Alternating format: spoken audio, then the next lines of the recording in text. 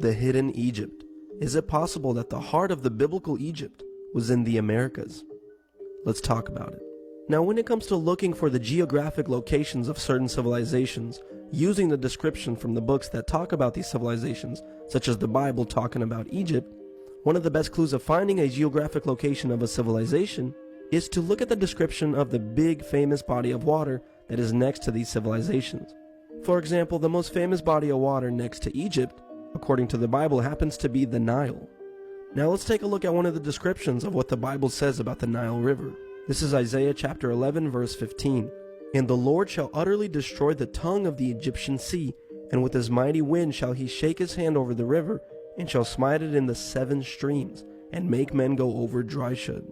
So in the book of Isaiah it says that the Nile has 7 major streams. However, when you look up the modern African Nile, it only has 3 main tributaries, 3 main streams.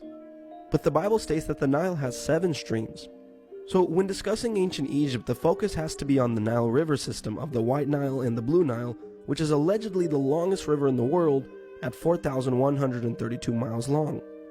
However, when you combine the Mississippi River system of the Missouri River, 2,540 miles, and the Mississippi, 2,340 miles, you have a total length in miles of 4,890, which is 758 miles longer than the Nile River system that is in Africa. So yes, the Mississippi River system is the longest, which is a strong indication that it was your first Nile River system.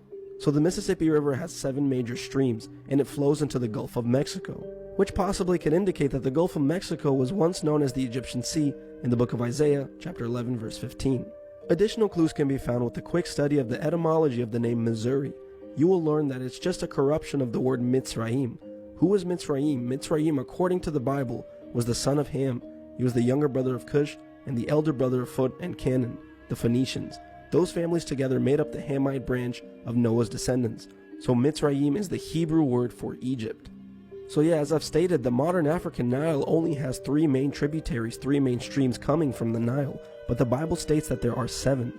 The Mississippi has 7 major streams. It is one of the longest rivers in the world, and it flows into the Mexican Gulf, or what is possibly the tongue of the Egyptian Sea. Mitzrayim is the Hebrew and Aramaic name for the land of Egypt. Mitzrayim is the dual form of Matzor, meaning a mound or fortress, the name of a people descended from Ham. It was the name generally given by the Hebrews to the land of Egypt and its people. You have mounds found all over the Americas, but especially all up and down the Mississippi River. In fact, you have so many mounds built along the Mississippi River, the academics have named the people that built them the Mississippi Mound Builders. This is a significant fact because mounds are associated with Mitzrayim, which is Egypt. You have virtually no mounds in Africa. Therefore, the sheer number of mounds in the Americas and pyramids in the Americas is a strong indication that America is Mitzrayim. So yes, it's a fact that the Americas have more mounds and pyramids than all of Africa combined. Now there are more clues to suggest that the heart of ancient Egypt was in the Americas, such as the biblical reference to ancient Egyptian corn, which could possibly be referring to corn mostly from Egypt, Texas. Since corn is only indigenous to the Americas, and since Texas is still a large producer of corn, for example, in Genesis chapter 42 verses 1 through 3 it says this, Now when Jacob saw that there was corn in Egypt, Jacob said unto his sons, Why do you look one upon another? And he said, Behold, I have heard that there is corn in Egypt.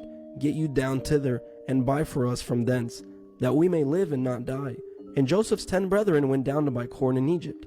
I'll show you some other references to corn in Matthew 12 verse 1. I have so many questions. Questions or doubts? Look, the government, why haven't I seen proof? If you did find proof, what would that change? Everything. The truth is everything to me. Truth. It can also bring pain.